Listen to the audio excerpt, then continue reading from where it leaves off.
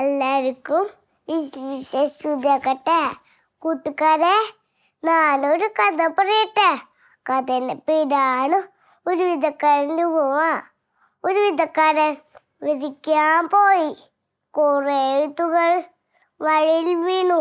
ആളുകൾ അതിനെ ചോട്ട് കളഞ്ഞു. ബാക്കിയുള്ളത് കിളികളും തിന്നു. കുറേ വിത്തുകൾ പാറയിൽ വീണു. അത് മുളച്ചെങ്കിലും വെള്ളം കിട്ടാതായപ്പോൾ കരിഞ്ഞു പോയി. ചില വിത്തുകൾ മുള്ളുകൾക്കിടയിൽ വീണു. മുള്ളുകൾ അതിനെ ഞെരുക്കി കളഞ്ഞു. ബാക്കിയുള്ളത് അത് വളർന്ന് 100 മീലി ഫലം നൽകി. വിത്ത് ദൈവവചനമാണു. നിലമോ നമ്മളുടെ വീര്യം. ചില കുഞ്ഞുങ്ങൾക്ക് വചനം ഇഷ്ടമല്ല. അതാണ് വഴിയിൽ വീണ വിത്ത്. ചിലരുടെ ഗതി പാറ പോലെയാണ്.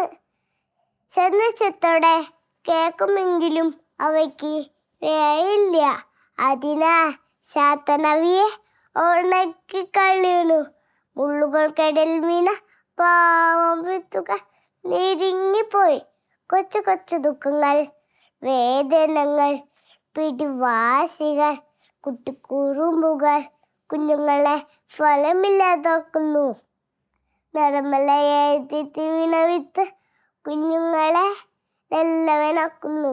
കർഷകനായ ദൈവം കുഞ്ഞുങ്ങളെ നല്ലവനാക്കാൻ കൊതിച്ചിരിക്കുകയാണ്. നാം പഠിക്കുന്ന വചനം നമ്മെ നല്ലവനാക്കുന്നു. നമുക്ക് വചനം വേദിക്കാം, വചനത്തിൽ വളരാം. Thank you Jesus.